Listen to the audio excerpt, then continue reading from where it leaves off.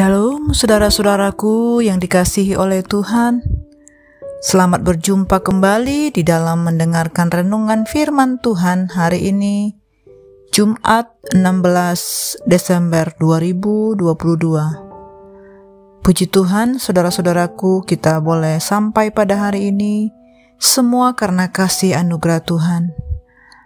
Bapa yang sungguh baik telah melimpahkan kasih karunia-Nya kepada kita semua, dan kita senantiasa mengalami sukacita dan damai sejahtera. Nah, saudara-saudaraku, sebelum kita memulai di dalam mendengar renungan firman Tuhan, mari kita satukan hati, kita rendahkan diri kita di hadapan Tuhan, kita bersama-sama berdoa. Bapa kami yang di surga, dikuduskanlah nama-Mu. Datanglah kerajaan-Mu dan jadilah kehendak-Mu di dalam hidup kami seperti di surga. Ya Bapa, kami bersyukur kalau kami kembali boleh bersekutu dengan Engkau. Kami rindu menikmati hadirat-Mu dan selalu berada bersama dengan Tuhan.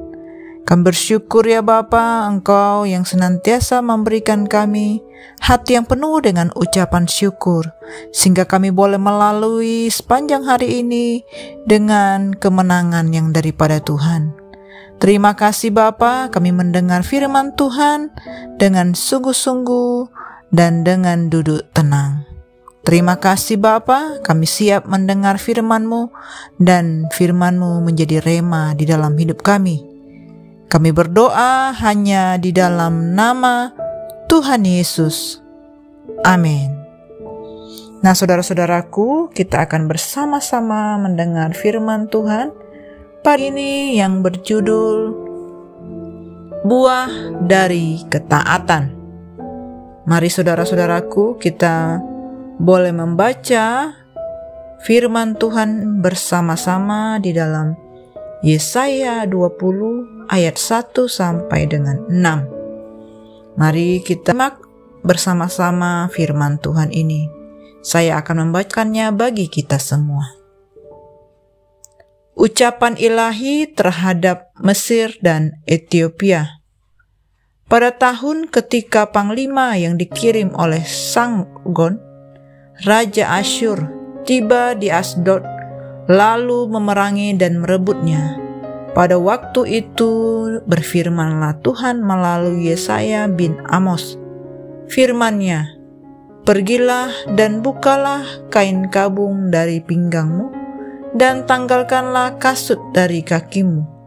Lalu ia pun berbuat demikian. Maka berjalanlah ia telanjang dan tidak berkasut. Berfirmanlah Tuhan, seperti hambaku Yesaya berjalan telanjang dan tidak berkasut 3 tahun lamanya, sebagai tanda dan alamat terhadap Mesir dan terhadap Ethiopia. Demikianlah Raja Asyur akan menggiring orang Mesir sebagai tawanan dan orang Ethiopia sebagai buangan, tua dan muda, telanjang dan tidak berkasut, dengan pantatnya kelihatan, yang suatu penghinaan bagi Mesir. Maka orang akan terkejut dan malu karena Ethiopia, pokok pengharapan mereka, dan karena Mesir, kebanggaan mereka.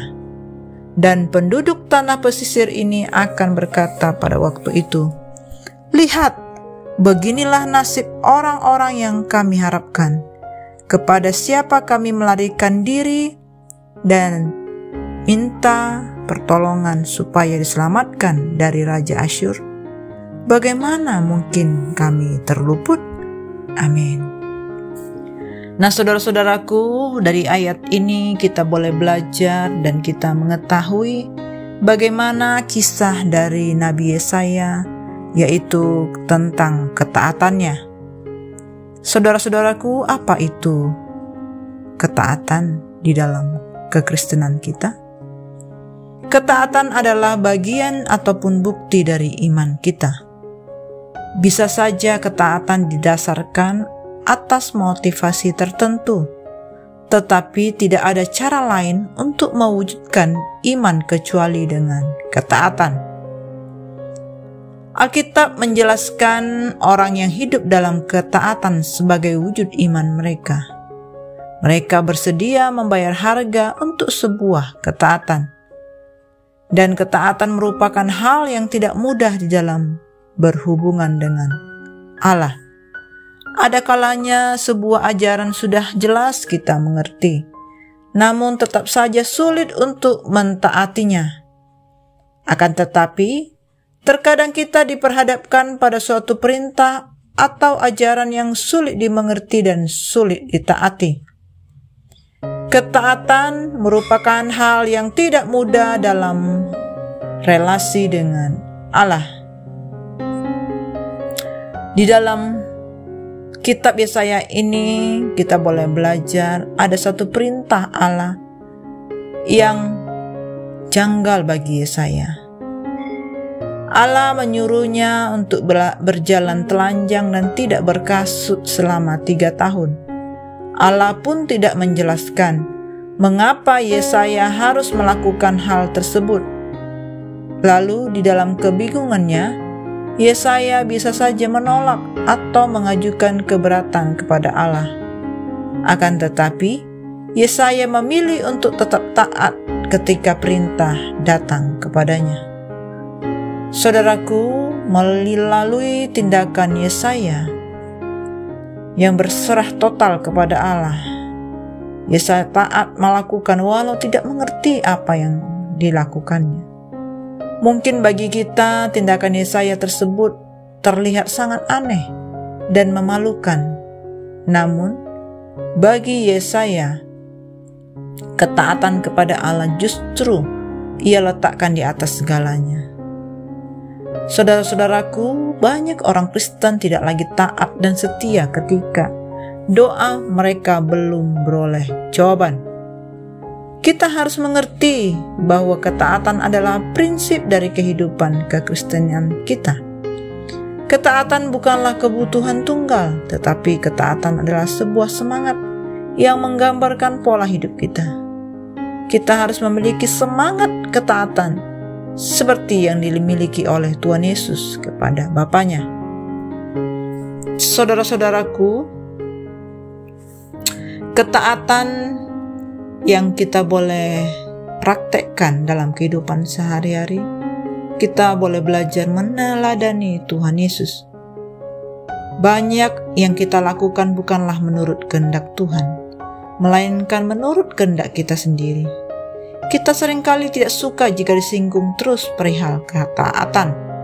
Tetapi sebagai anak-anak Tuhan, kita tidak boleh mengabaikannya, karena hal ini adalah prinsip yang berasal dari Alkitab. Tuhan akan memberikan upah bagi anak-anaknya yang mau hidup taat. Ada kalanya Allah meminta kita untuk melakukan sesuatu yang sulit dimengerti, bahkan sulit untuk dilakukan. Perintah itu mungkin saja bertentangan dengan arus zaman, seperti hidup jujur di tengah-tengah orang yang tidak jujur ataupun korupsi. Di dalam kondisi seperti ini, kita harus mentaati Allah dan dengan penuh iman kepadanya. Sebab sekalipun sukar untuk dimengerti dan dilakukan, Allah tidak pernah menyuruh kita untuk melakukan hal yang salah. Amin. Demikianlah saudara-saudaraku renungan firman Tuhan yang dapat kita dengar pada hari ini. Mari kita belajar untuk lebih taat lagi kepada Tuhan, apapun resikonya. Karena Tuhan tidak pernah salah, karena ada buah dari hasil ketaatan yang kita miliki. Demikianlah saudara-saudaraku, kita boleh belajar firman Tuhan ini. Mari kita satukan hati dan tutup di dalam doa. Terima kasih Bapa buat firman-Mu yang menegur kami. Kami rindu terus belajar, semakin rendah hati dan kami taat. Karena kami tahu ya Tuhan, saat kami taat kami boleh bersama-sama melakukan seperti apa yang Yesus lakukan. Ia rela mengosongkan dirinya dan boleh taat sepenuhnya kepada Bapa di surga. Demikian juga setiap kami anak-anak-Mu, dimanapun saat ini kami berada. Kami mau taat sepenuhnya kepada firman-Mu. Kami mau taat sepenuhnya dan tunduk kepada firman-Mu. Kuduskan Tuhan setiap kami, berkati hidup kami sepanjang hari ini. Terima kasih Bapa, ini doa kami, syukur kami, hanya di dalam nama Tuhan Yesus kami berdoa. Amin.